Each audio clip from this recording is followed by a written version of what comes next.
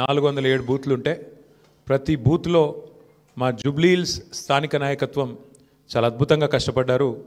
వారికి కూడా హృదయపూర్వకంగా నా ధన్యవాదాలు, హృదయపూర్వకంగా వారికి కూడా నమస్కారాలు. శ్రీమతి మాగంటి సునీత గోపీనాథ్ గారు అభ్యర్థి కొత్తదైనప్పటికీ, వారికి ఇదివరకు రాజకీయ అనుభవం లేకపోయినప్పటికీ వారు కూడా నిజంగా చాలా కష్టపడ్డారు. చాలా పెద్ద ఎత్తున వారు కూడా మరి పోరాటం కూడా చేసినారు. చివరి రోజు మరి ఏ రకంగా వారు పోరాడినారో మీరు అందరూ కూడా చూశారు. వారికి కూడా నా అభినందనలు. ఎందుకంటే కొత్త అభ్యర్థి అయినప్పటికీ, ఎక్కడా కూడా ప్రత్యర్థి ముఖ్యంగా అధికార పార్టీ అయినప్పటికీ, అధికార యంత్రాంగం మొత్తం ఉన్నప్పటికీ వారు కూడా మొక్కవోని ధైర్యంతో కొట్లాడినారు. సునీత గోపీనాథ్ గారికి మనస్ఫూర్తిగా నా అభినందనలు. అట్లాగే బీఆర్ఎస్ పార్టీకి మరి ఓటేసిన జూబ్లీహిల్స్ ప్రజలకి మరి చివరి ఓటింగ్ శాతం ఇంకెంత తెలియదు, బట్ చాలా గణనీయంగా గౌరవప్రదంగా మా పార్టీకి కూడా ఓట్లు వచ్చినాయి. మరి మాకు ఓటేసిన జూబ్లీహిల్స్ ప్రజలందరికీ కూడా పేరు పేరున వారికి కూడా కృతజ్ఞతలు. సరే, సహజంగానే ఒక రాజకీయ పార్టీగా ఎన్నికల్లో దిగినప్పుడు గెలుస్తామనుకొని దిగుతాం, గెలుస్తామనుకొని కొట్లాడతాం, గెలవాలని కొట్లాడతాం, అట్లనే కొట్లాడినాం. గత 2 ఏళ్లుగా బీఆర్ఎస్ పార్టీ ప్రధాన ప్రతిపక్ష పార్టీగా తన పాత్రను అద్భుతంగా పోషించింది.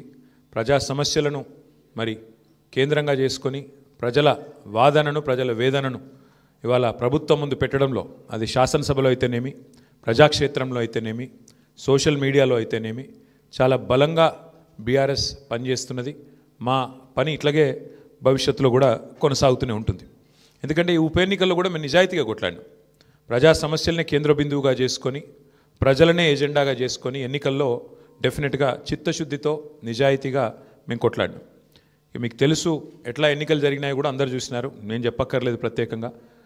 మరి మొత్తం ఎన్నిక ప్రచారం ముగిసేదాకా ఎట్లా జరిగింది, ప్రతి సర్వేలో కూడా బీఆర్ఎస్ గెలుస్తుందని ఎట్లా చెప్పింది, ఆ తర్వాత ఆఖరి 3 రోజులు ఏం జరిగింది, ఇదంతా ప్రజలు చూసినారు. నేను అందులోకి పోను, అవి చెప్పను.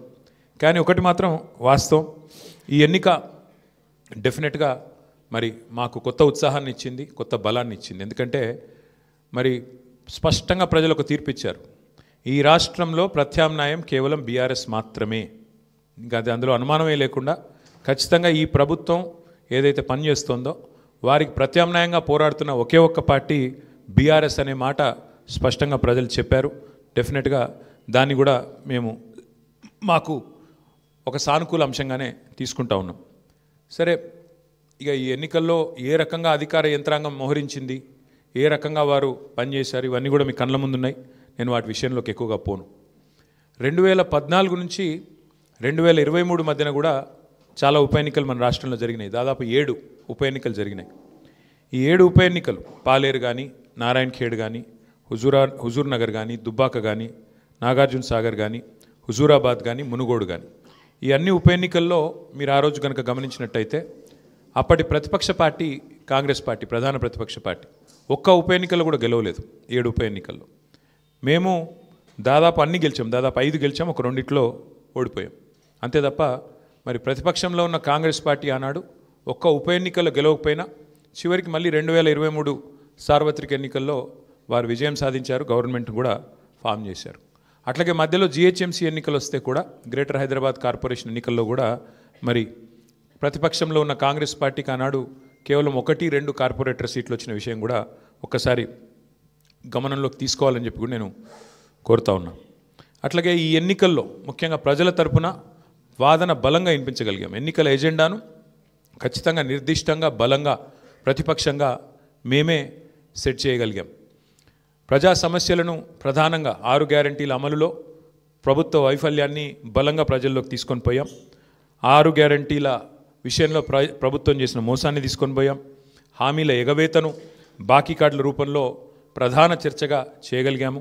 ఇది బీఆర్ఎస్ సాధించిన విజయంగా మేము భావిస్తూ ఉన్నాం. అట్లాగే మేము అనవసరపు అంశాల జోలికి పోలేదు. కులము, మతము వీటి పేరు మీద డైవర్షన్ రాజకీయాలు చేయలేదు. బూతులు అసలు మాట్లాడలేదు.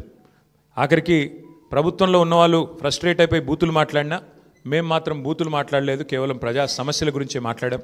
చాలా హుందాగా ఈ ఎన్నికల్లో కొట్లాడినామని చెప్పి నేను అనుకుంటా ఉన్నాను. అట్లాగే జనాలకు అవసరమైన పాయింట్లు, ప్రజలకు అవసరమైన పాయింట్లను మాత్రమే చర్చకు పెట్టాం. కాంగ్రెస్, బీజేపీ ఎన్ని రకాలుగా మమ్మల్ని కవ్వించే ప్రయత్నం చేసినా సంయమనం కూడా పాటించాం.